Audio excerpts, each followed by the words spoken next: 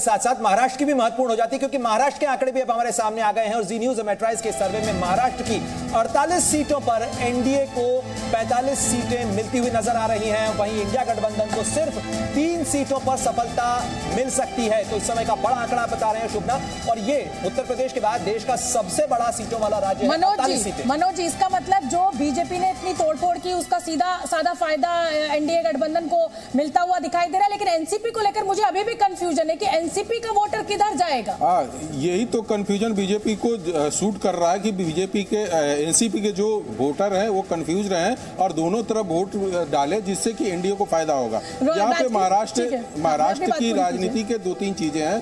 पहले क्या था कि बीजेपी वहाँ पे मराठा नेता से खाली हो चुकी थी, उनके पास कोई ऐसा मराठा नेता नहीं था जिसको लेकर अशोक चौहान तोड़ लिया। उन्होंने अशोक चौहान को ले लिया, उधर से शिंदे को खड़ा कर दिया, इधर अजित पवार को ले लिया। यदि महाराष्ट्र की पॉलिटिक्स में देखिएगा तो आज के डेट में मराठों का जो सबसे बड़े लीडर हैं वो और जो पॉपुलर लीडर हैं उनको साथ में इन्होंने राजकिशोर जी, ये कांग्रेस मुक्त भारत नहीं, ये कांग्रेस युक्त बीजेपी बनती हुई जा रही है और इसी का फायदा महाराष्ट्र में ये जो आंकड़े आए, बीजेपी को इतनी सीटें मिल रही है कि आपको लग रहा है ये फायदा हो रहा है। कि सबसे बड़ी बात है कि देवेंद्र फडणवीस को जब नीचे लाया गया तो इसके सोच के साथ ही लाया गया था कि हमको एक मराठा लीडर ले, और एकनाथ शिंदे को इसलिए मुख्यमंत्री बनाया गया कि बहुत ज्यादा वोकल नहीं थे, बहुत ज्यादा रिएक्शन नहीं करते, क्योंकि जितने अलायंस हो रहे थे तो दूसरा कोई भी मुख्यमंत्री होता यदि टूटकर आपके साथ आया और सरकार बनाया तो रिएक्ट करता कि कहीं हमारे सत्ता पे कोई खतरा न हो जाए। और अगला सवाल जो जी न्यूज और मेट्राइज के सर्वे में लोगों से पूछा गया वो भी आपको बता देते हैं कि आज अगर चुनाव हुए तो विपक्ष का कौन नेता प्रधानमंत्री मोदी के लिए चुनौती साबित हो सकता है। और देखिए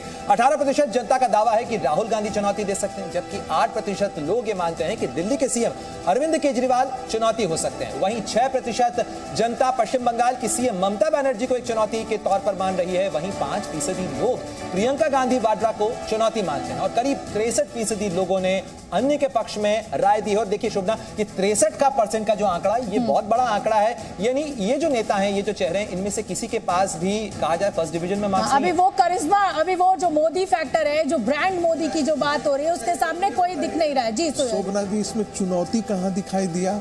18%। भाई हमने सवाल पूछा, अब दर्शकों ने वो जिसे कहा जाए वोटर ने अगर वो चुनौती कम परसेंटेज के रूप में दी तो हमारा काम तो सवाल पूछना है ना। इसमें अगर ये आंकड़े एक बात कहते हैं कि एक समय अरविंद केजरीवाल, ममता बनर्जी जैसे जो तमाम चेहरे राहुल गांधी से आगे दिखाई पड़ते थे मोदी के सामने, आज की तारीख में राहुल गांधी की तरफ मनोज जी अब आपका आना जरूरी है। ये राजकिशोर जी ने एक बड़ा मुद्दा यहाँ पर बड़ा पॉइंट पकड़ा है, और पॉइंट ये पकड़ा है कि भाई एक समय था जब राहुल गांधी का ग्राफ बहुत नीचे था, लेकिन आज ऊपर दिखाई दे रहा है अरविंद केजरीवाल और ममता बनर्जी से। भारत जोड़ो न्याय यात्रा और भारत जोड़ो यात्रा का क्या है कि जो सैडिस्ट प्लेजर बोलते हैं। जरा से हिमाचल प्रदेश की बात कर लेते हैं। आप जानते हैं इस समय हर लिहाज से क्या सियासी बवाल मचा हुआ है हिमाचल प्रदेश में। जी न्यूज और मेट्राइज के सर्वे में एनडीए को 4 में से 3 सीटें मिल रही हैं और इंडिया गठबंधन को 1 सीट मिलने का अनुमान है। बिल्कुल, और देखिए ये जो एक अनुमान आया है सामने जी न्यूज और मेट्राइज के सर्वे के अंदर, उसमें हिमाचल प्रदेश में एनडीए को 57% वोट शेयर मिल रहा है और इंडिया गठबंधन को 41% वोट शेयर मिलता हुआ नजर आ रहा है, और साथ ही अन्य के खाते में 2% का वोट शेयर जा रहा है। लेकिन ये जो आंकड़ा है जी न्यूज और मेट्राइज के ओपिनियन पोल का शोभना जी,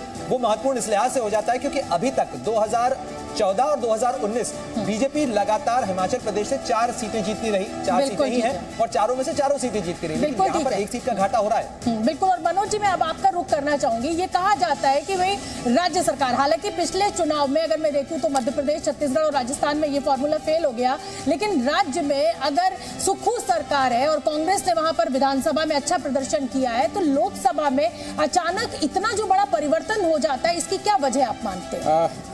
जहां तक देखिए शोभना जी, जो विधानसभा का वहां चुनाव हुए थे उसमें ये कहना कि नहीं भारतीय जनता पार्टी चुनाव हार गई कांग्रेस के स्ट्रॉन्ग लीडरशिप के कारण, तो ये सरासर गलत है। वहां पे मात्र 17,000 वोट ऐसे थे जो बीजेपी के तरफ से सड़क कर कांग्रेस की तरफ गए और सरकार बना लिए।